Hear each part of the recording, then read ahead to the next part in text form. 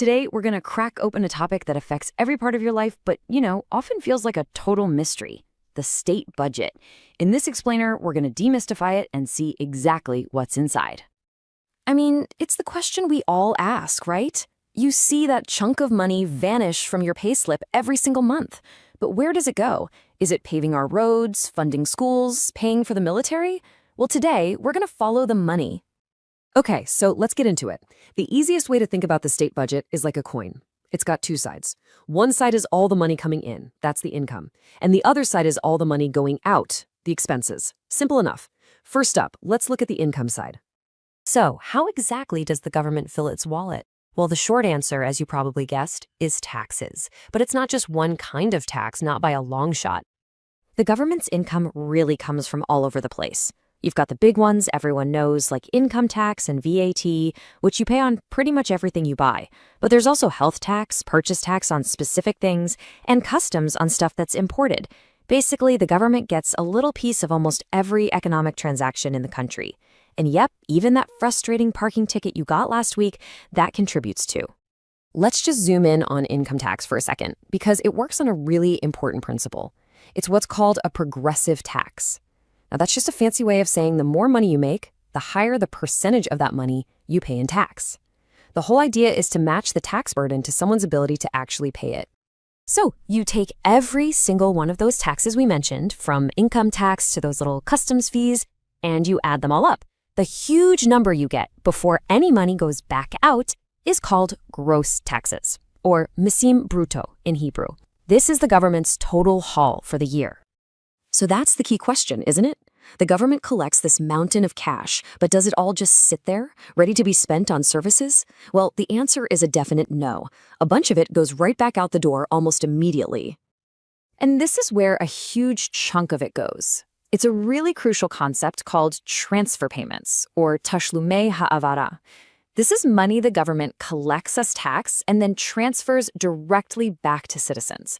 So think of things like child benefits, disability support, or unemployment payments. Okay, so this slide breaks it down perfectly. On the left, you've got gross taxes. That's every single shekel collected.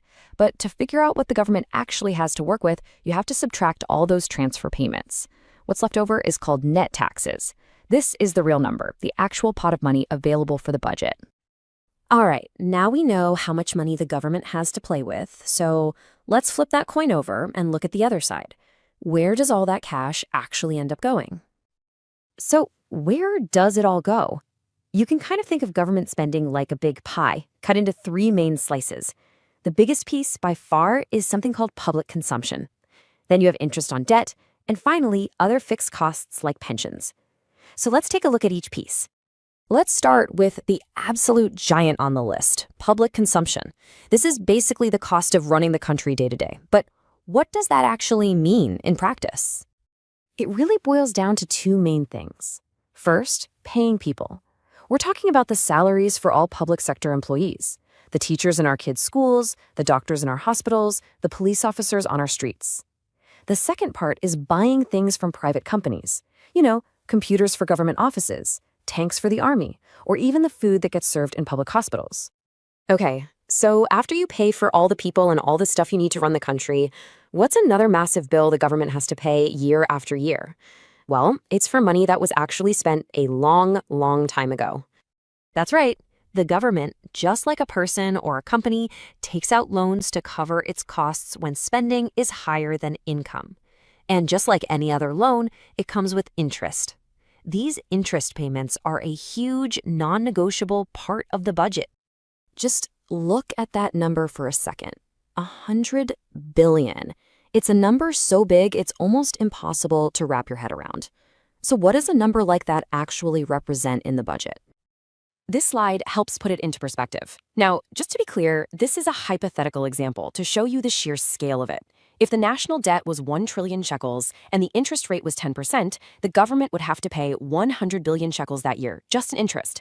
That is 100 billion shekels that can't be spent on anything else.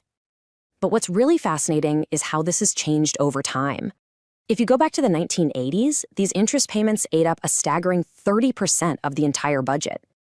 Today, thanks to things like lower interest rates, it's down to about half that. But still, 15% is an enormous slice of the pie that's already gone before you even start talking about new spending. So we've seen money coming in and we've seen money going out. Now let's put it all together and look at the central challenge of any government, trying to make those two sides balance. And here's the crucial point. Not all expenses are the same. Some costs, like those interest payments we just talked about, or certain government pensions, are pretty much set in stone. They are fixed obligations. The government has to pay them no matter what. And this quote really brings us to the heart of the matter. This is the fundamental trade-off. When those mandatory fixed costs start to grow, they begin to squeeze everything else out. The amount of money that's left over for things like healthcare, education, or infrastructure, it starts to shrink. And that's really the question to leave you with. At the end of the day, every budget is a story about choices and priorities. And understanding the difference between the money that must be spent and the money that can be spent, well, that's the key to understanding the incredibly difficult decisions our leaders face every single year. Hey there. Whenever you hear politicians going back and forth about spending or taxes, what they're really talking about is the government budget deficit. It's this huge number that, believe it or not, affects pretty much everything: our economy, our future, the whole deal. So what exactly is it? And more importantly, why should you care? Let's dig in. It sounds pretty simple, right? What happens when the government spends more money than it brings in? We all know what happens with our own wallets. When more cash goes out than comes in, you've got a problem. But when a government does it, well, the consequences are on a whole different level. They ripple through the entire economy. And honestly, getting the answer to this one question is the key to understanding this entire topic. All right, so the easiest way to wrap your head around this is to picture the government having this gigantic wallet. Just like ours, there's money coming in and there's money going out. Super simple. Let's break down both sides of that equation. First up, the money coming in. In the world of economics, you'll often see this represented by the letter T. And yep, T stands for taxes. This is pretty much all the revenue the government collects, from you, from me, from businesses. It's the income side of the ledger. And then on the flip side, you've got G, and that's for government spending. This is all the money going out. We're talking about everything from public schools and fixing roads to military salaries and healthcare programs. All the stuff the government pays for to keep the country up and running. Okay, so now we have our T for income and our G for spending. When you put those two together, the math can only really go one of three ways for the government's budget. And this is where it all clicks into place. Look, if T, your income, is greater than G, your spending, you've got yourself a budget surplus. You can think of it as positive savings for the year. Pretty cool. Now, if they're exactly equal, the budget is perfectly balanced. No savings, but no debt either. But when G is greater than T, when that spending gets ahead of the income, that is what we call a budget deficit. Okay, this brings us to something that trips a ton of people up. I'll admit, it gets me sometimes too. You hear the words deficit and debt thrown around in the news almost like they're the same thing, but they are absolutely not. Let's untangle these two right now. Right, so here's the most important thing to remember about a deficit. It's a short-term thing. It's the shortfall for a single year. So if the government overspends by, say, $50 billion this year, then this year's deficit is $50 billion. It's just a snapshot in time. Debt, on the other hand, is the long game. It's the big picture, the grand total. Debt is what you get when you add up all the deficits from all the previous years. It's the total cumulative amount of money the government owes from all that borrowing over time. This slide here shows you exactly how that works. Imagine each year's deficit is like adding another brick to a wall. That $50 billion deficit in year one, that's one brick. Then another $70 billion the next year. That's a bigger brick. Then another $60 billion. Year after year, these bricks just keep piling up. And eventually, they create this massive structure that we call the national debt. Okay, so if a deficit basically means the government is in the red, spending more than it earns, that's got to be a bad thing, right? Well, you might be surprised. It's actually a lot more complicated than that. And this, right here, is really the core debate in public finance. We're all taught from a young age that you've got to balance your budget, right? Don't spend more than you make. So it just feels irresponsible for a government to do it. But are there times when it's not just okay, but maybe even necessary? And the answer, as it often is with big economic questions, isn't a simple yes or no. To figure out if a deficit is good or bad, you have to ask a much more important question. Why is the government overspending in the first place? And it turns out there are some really clear-cut reasons. Think about a national emergency, a war, a huge natural disaster, or something like a pandemic. In those moments, a government can't just pause and say, hold on, we need to raise taxes first. No way. It has to spend money, and spend it now, to protect its people and its economy. In situations like that, a deficit actually becomes a critical tool for managing a crisis. But it's a tool that comes with a really hefty price tag down the road. Which leads us perfectly into the final, and maybe most important piece of this puzzle. If the government is spending all this extra money, who actually pays the bill? So, let's think about that. The government needs to spend a bunch of money fast in an emergency, but the tax money just isn't there to cover it. Where does that cash actually come from? It's not like it just appears out of thin air. Well, the simple and kind of tough answer is this. A deficit today is paid for by borrowing, and all that borrowing eventually has to be repaid. How? Usually by raising taxes on citizens in the future. And this really gets to the heart of the matter. As one economist put it, today's spending is at the expense of the future generation. It's a direct trade-off.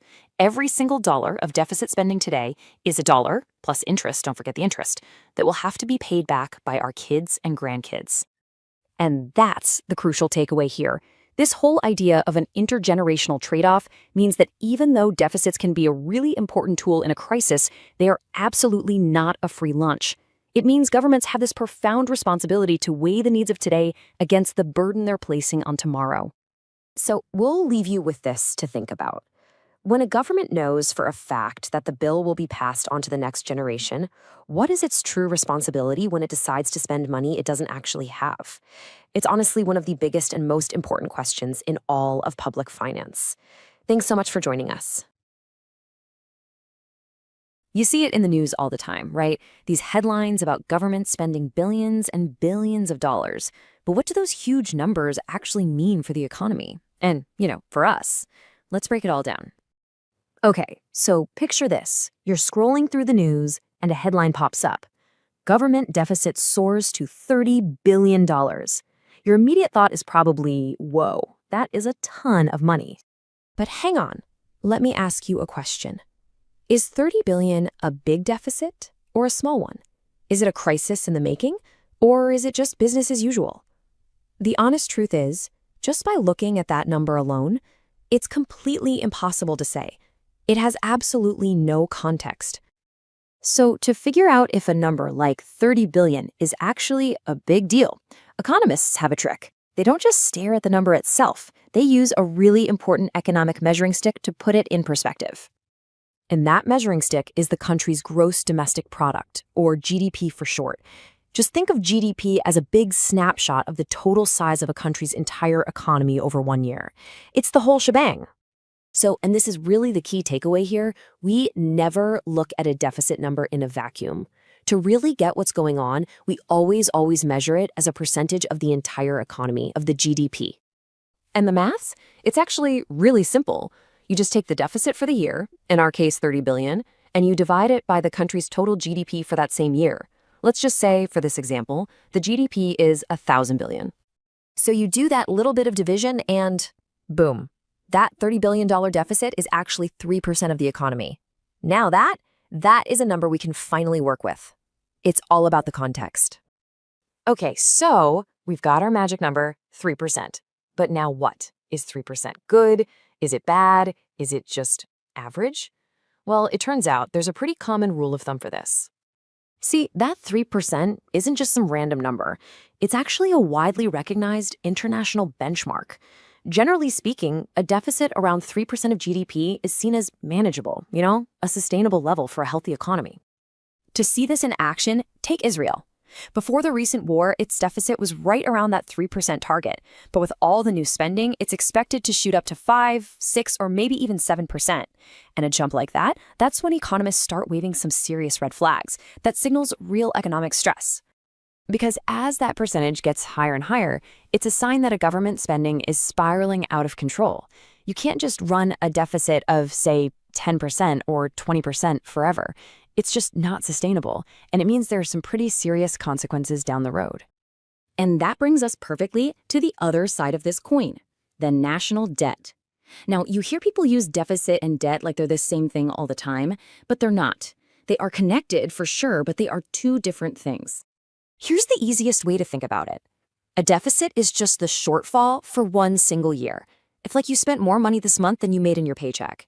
The debt, though, that's the grand total of all those past yearly deficits all piled up together.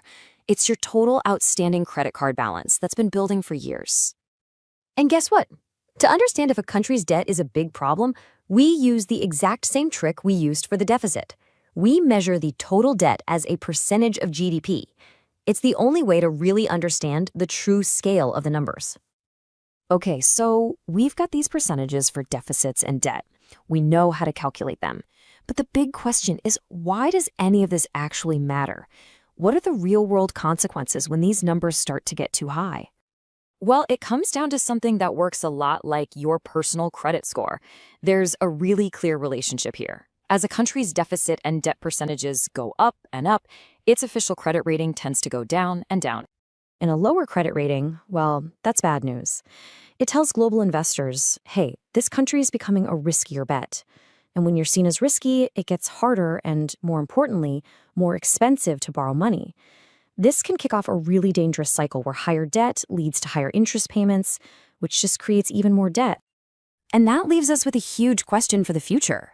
We live in a world with growing conflicts, pandemics, and all sorts of economic uncertainty. So, are these old rules of thumb, like that 3% guideline, still going to work? Or will the economic rules of the game have to change to fit this new reality? It's something to think about.